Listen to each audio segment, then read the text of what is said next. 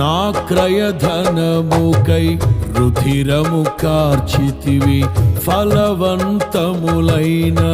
తోటగా మార్చితివి.